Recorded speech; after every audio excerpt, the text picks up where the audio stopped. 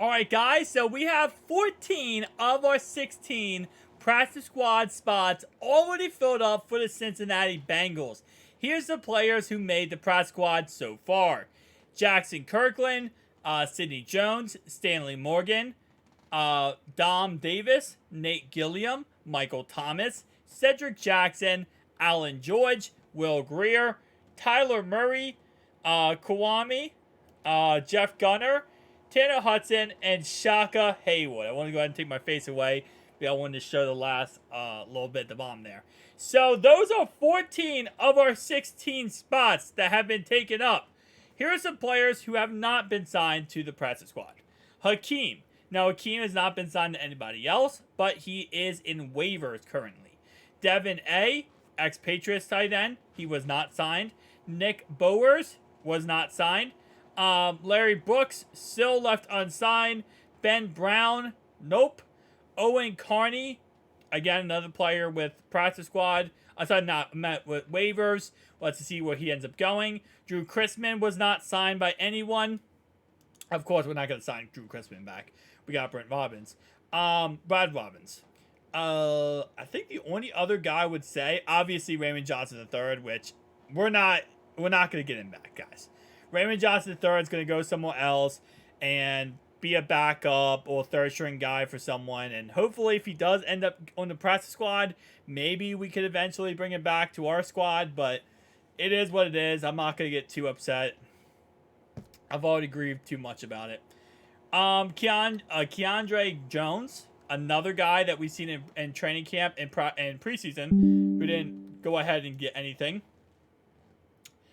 Jalen Moody, not really too upset about that. Jacob Sayers, not too upset about that. Reed Sinnett, I think he goes back to the XFL. Christian Tahan, not a guy I thought was really going to do anything. And then Calvin Tyler Jr.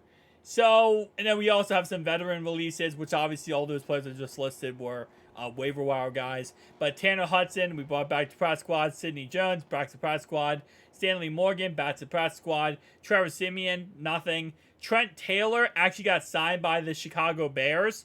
And Michael Thomas is also back now on the practice squad. So, we did bring back majority of the guys, honestly, that we cut back on our practice squad. And it makes sense because, again, as Coach said, we have a very talented roster. A lot more talented than in previous years. So it's hard to cut down to just 53 men when you have a lot of players on this roster who could easily have made the 53-man roster if it wasn't for the fact that, again, we got to cut down. So I will say overall wise, not too upset with the practice squad. I mean, again, a lot of this I expected us to just kind of go with the guys we liked or the guys that were on our roster already. The only player that wasn't on our roster already was, of course, Will Greer, who we got from the Dallas Cowboys. And we'll see how he does in these last two practices and throughout the season on the practice squad. But it's kind of ironic and kind of amazing, too, that, the last two seasons, Jake Browning has been that backup practice squad type of guy, right? Waiting for an opportunity to be the second string quarterback. Waiting to show that he can, get on his team and really be successful. And now he's finally getting that chance. He's finally getting the opportunity because Brad Robbins is going. Then they picked up Trevor Siemian. It was like, well, what if Trevor Siemian becomes the guy? Well, that's not the case anymore. Now Trevor Siemian's going. So it's now going to be him, which I'm freaking very, very happy and excited for. Keep in mind, though, this is the practice squad. And the reason why I say that is because at any time, any of these players could get signed to an active roster around the NFL. So just because they're on our practice squad does not mean that they're automatically, untouchable. They could go anywhere. So anytime a team could be like, you know what? I really did like Stanley Morgan, and I thought he was a really good asset for the Bengals. Let's go ahead and sign him and add him to the squad. Or Alan George, or Tyler Murray, right? So there's always chances that some of those guys do go ahead and actually get picked up and added to their squad. And that happens. Usually what we do is we sign more players to the squad, right? So right now we're 14 out of 16. We have 2 spots left. My guess is one of the 2 spots are waiting to see what happens with Raymond Johnson III. That would be my guess. And the second spot, I will say, is waiting to see what happens with Owen Carney. I think if everything works out perfectly and everything is, pretty much goes our way here, we walk away with our last two guys being Owen Carney and Raymond Johnson III. That's what I, realistically speaking, would look at. Because no one signed Raymond Johnson III yet, and keep in mind, waivers started at 12 today, so we're waiting to see what ends up happening there.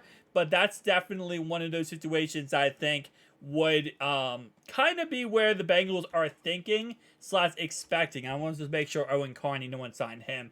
Yeah, no one signed Owen Carney either. So he's another guy who is still, out there. And at least I would see us signing him to our practice squad if that's the littlest thing we do. And because, again, why not? I mean, the practice squad, again, it does not... I saw a couple comments. I want to clarify this. The practice squad is not the active roster, guys. It does not count toward our active roster.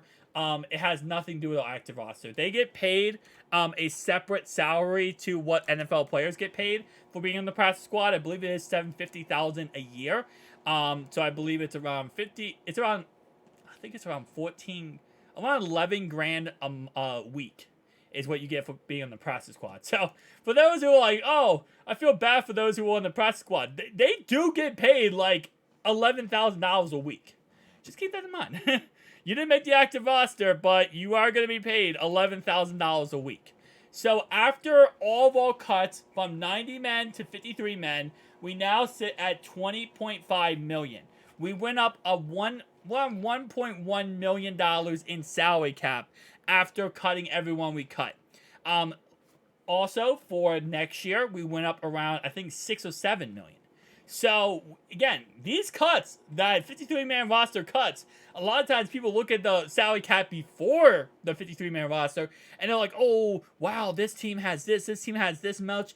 Then once the cuts happen and all these players are gone, yeah, it becomes a lot more clearer that some of those players were costing money. Now, not every single player, but some players, again, veteran players, they counted against us. We lost $500,000 because of Trevor Siemian, right? So, and if we would have kept him, he would have cost us $1.5 million. So, it's certain players, they're kind of on that. They do count toward when they're on the 90-man roster, or we had 88 men, but 90-man roster, they do count toward the salary cap. And then once you cut them, they're done. No longer. So, we're at $20.5 million. Still, again, we have to go ahead and sign T to an extension, Joe to an extension. And then next year, we have Tyler Boyd, Jonah Williams, Shido, obviously T, Max, Cody Ford, etc. Who, Akeem Davis-Gaither, another guy who we're going to have to either sign or let go. So, it's going to be a crazy, crazy season, guys. I'll see you guys in the next one. Peace out.